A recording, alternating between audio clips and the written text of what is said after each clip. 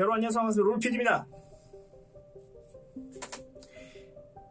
계속 이어서 신비오트 시리즈를 하고 있는데요. 자, 이 신비오트 시리즈 제가 이미지를 공유를 해드렸잖아요. 정말 많은 신비오트가 이 세계관, 코믹스의 세계관에 등장을 했습니다. 더 많은 신비오트들이 존재를 하고 있지만, 지구 616 세계, 바로 코믹스의 세계관에서는 이러한 신비오트들이 등장을 했죠. 그래서 오늘 얘기하고 싶은 신비오트는 바로 그렌델이라고 하는 신비오트입니다. 아마 익숙하지 않는 이름이고 아마 많은 분들이 잘 모르실 거라고 생각이 드는데 그렌델이 어떤 캐릭터였는지 한번 알아보도록 하겠습니다. 그럼 같이 가볼까요? 신비오트 세 번째 시리즈 그렌델 이야기 시작해보겠습니다. 가자! 후에 그렌델로 알려지게 된 이 신비오트는 드래곤의 모습을 하고 있었고요. 널의 피에서 나타난 진홍색의 신비오트 드래곤과 함께 널에 의해 수십억 년 전에 만들어졌습니다. 우주로 보내진 두 마리의 신비오트 드래곤은 수십억 년 동안 우주를 가로지르며 신들을 도살하고 수많은 문명의 인간들을 집어삼켰습니다. 6세기에 두 마리의 신비오트 드래곤이 지구에 도착하면서 덴마크에 숨겨진 그 동굴에다가 은신처를 만들어서 그곳에 서식을 하고 있었죠. 자, 그들은 지구를 정복하기 위한 사륙전을 시작을 했고 도시 전체를 뒤흔들고 야생동물과 인간을 개걸스럽게 먹어치웠습니다. 그들이 지구에 도착한 이후 어느 시점에 식인종 숭배 집단이 형성되었고 신비오트 드래곤을 숭배하며 기이하게 생긴 기념물들을 세웠습니다. 아스가르드의 천둥신 토르의 공격을 받은 그렌델은 그를 죽여야 했지만 토르의 신성한 번개에 맞아 빙하 속에 갇히게 됩니다.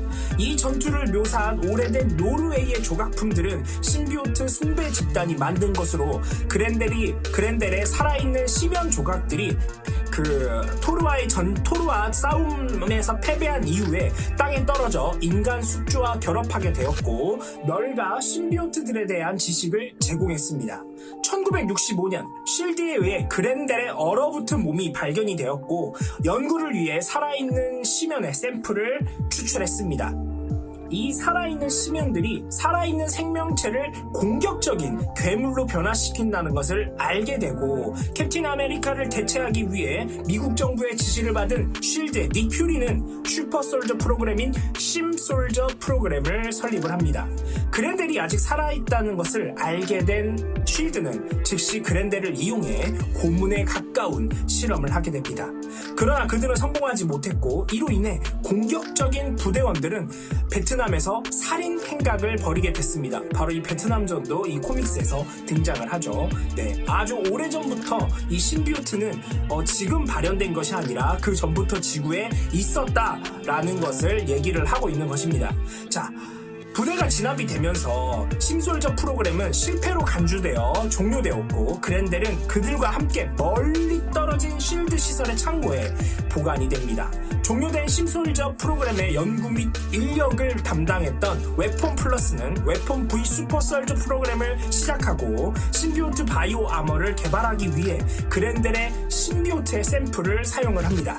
쉴드가 무너진 후 그렌델과 그 무리들은 처분될 수밖에 없었고요. 1급 기밀 장소로 이송이 됩니다. 그렌델은 널에 의해 깨어나게 됐고 심솔저 프로그램에서 추출된 무리 중 하나를 제외하고는 베놈이 모든 것을 회수했습니다. 그렌델은 뉴욕 경찰과 미국의 저항에도 불구하고 맨해튼을 가로질러 공격하기 시작했고요. 베놈과 스파이더맨에 맞닥뜨린 그렌델은 그들을 집어삼키려 했고 마일스는 그 안에서 입 안으로 들어가서 그 몸 안에서 베놈 블라스트를 터뜨렸습니다. 불안정해진 그렌델은 무너졌고요. 널은 살아있는 심연을 이용해 자신의 모습을 드러냈습니다. 마일즈는 기절한 상태였고 널은 그렌델을 이용하여 스파이더맨과 에디 브록에게 신비오트의 역사를 알려주면서 주의를 분산시키고 우주로 사라졌습니다. 베놈이 그렌델의 사라진 조각 중 하나인 티라노사우루스 신비오트와 합쳐진 후 하이브 마인드에 접속하여 널을 다시 소환했습니다.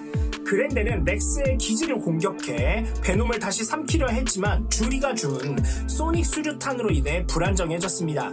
널은 베놈과 티라노사우루스 신비오트를 에디에게서 떼어냈고 그렌델 신비오트의 동화시키려 했지만 에디는 다시 한 번 더 소닉 수류탄을 한꺼번에 터뜨립니다. 폭발로 널의 존재가 약해지자 티라노사우루스 신비오트는 반란을 일으켰고 그를 용광로 안으로 끌고 들어갔는데 그랜델 신비오트를 불에 태워 죽이기 위해 자신을 희생하였고 그 과정에서 널 또한 죽은 것으로 보여졌습니다. 이때 그랜델의 신비오트의 작은 조각이 살아남았고요. 더 메이커의 조직인 프로젝트 오버사이트에 의해 수집이 됩니다.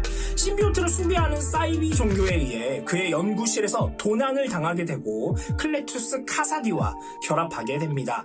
클레투스는 너를 풀어줄 충분한 암호들을 얻기 위해 난동을 부렸고요. 그는 에디 브록의 손에 죽으면서까지 정복을 마쳤고 그는 마침내 너를 하이브 마인드에서 다시 연결하고 클린탈에서 해방시켰습니다. 널의 부활.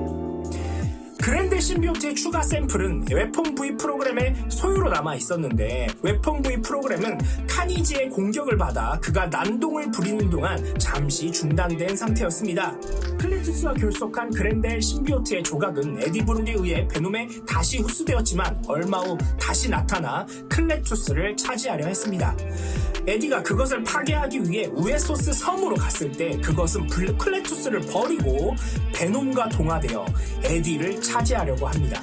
다크 카니지 신비오트가 성공적으로 에디를 장악하는 동안 딜런 브록은 베놈을 티라노사우루스 렉스로 변신시키면서 아버지를 돕게 되죠. 자, 딜런 브록은 에디 브록의 아들로 신비오트를 조종하는 능력을 갖고 있다는 거 여러분 모두 아시죠? 네, 딜런 브록은 바로 이 신비오트에 특화된 캐릭터 히어로입니다. 딜런의 도움으로 에디는 다크 카니지 신비오트의 영향력에서 벗어나고 베놈과 다시 결합을 합니다. 비록 딜런에 의해 파괴된 것처럼 보였지만 다크 카니지 신비오트는 살아남았고요. 상어 형태로 이제 모습을 바꿔서 섬을 떠납니다. 에디가 너를 죽이고 신비오트들의 새로운 신이 되었을 때 카니지에게 사형을 선고했고요. 다크 카니지 신비오트는 다른 신비오트들에게 숙주가 된 상어들에게 집어삼켜졌습니다. 스스로가 스스로를 죽이는 비참한 결말을 맞고 말죠. 자, 오늘 신비오트 시리즈 세 번째 시리즈를 했는데요. 그랜델에 대해서 한번 알아봤습니다. 드래곤의 모습을 하고 있고 아주 엄청 오래전부터 지구에 와 있었다는 스토리 라인이 참 흥미로운데요. 처음 등장했던 이 코믹스는 1973년 슈퍼내추럴 스릴러스 3번이었습니다. 이때는 이름도 없이 언급된 정도였고요. 실질적으로 이름을 가지고 처음 출연했던 코믹스는 2018년 베놈 볼륨 4 1번이었습니다. 내용에 비해 금방 사망한 캐릭터인데요. 사망한 코믹스를 보면 2018년 베놈 볼륨 4 6번이었습니다. 분명 죽었음에도 불구하고 작은 조각들이 이렇게 돌아다니면서 여기저기 기생하며 살아가고 있었습니다. 온전한 그랜델은 사실 사망하였지만 이 조각들이 합쳐지고 막 돌아다니면서 그랜델의 잔재들처럼 이제 남아있는 형태로 계속 코믹스에 등장을 했죠. 자, 그러다 보니까 메인으로는 사실 단 8권의 코믹스에 등장을 했는데 여기저기 많이 언급되고 합쳐지다 보니까 내용이 아주 알차게 변해버렸죠. 그만큼 작가가 사랑했던 빌런 중에 하나이지 않았나 조심스럽게 예상해봅니다. 그랜델의 능력은 아주 어마어마했는데요. 널에게 직접적으로 창조된 그였기에 특히나 더 강력했습니다. 행성 간의 비행이 일단 가능했고요. 우주 전체의 문명을 모두 섬멸할 수 있는 능력을 가지고 있었습니다. 초인적인 힘, 초인적인 스태미너, 초인적인 내구성, 초인적인 속도와 민첩성, 가속화된 힐링 팩터, 물질 조작으로 스스로를 분해해서 개별적으로 숙주를 삼을 수도 있었습니다. 아주 정말 대단한 능력을 가지고 있죠. 그래서 그렇게 죽지 않고 끈질기게 살아남아 에디 브록과 지속적으로 전투를 했었죠. 조금은 특별한 약점이 있는데요. 바로 고전압에 약합니다. 토르의 신성한 번개와 마일즈의 베놈 블라스트를 맞았을 때 심하게 불안정한 모습을 보이기도 했습니다. 물론 다른 신비오트들과 다 마찬가지로 열과 강력한 소리에 취약한 편이지만 다른 신비오트들보다는 이 열에 좀 더 강한 편이었습니다. 그 미군이 쏜 그 미사일과 하염 방사기를 견디는 그런 모습이 코믹스에 등장하기도 했었거든요. 그래서 약간은 조금 다른, 조금 특별한 그런 능력을 가진 안티 빌런이라고 보면 좋을 것 같습니다. 다음에도 또 다른 영상을 가지고 찾아오도록 하겠습니다. 다음엔 또 어떤 영상으로 찾아올지 많이 기대해 주시고요. 지금까지 골PD였습니다. 여러분 안녕.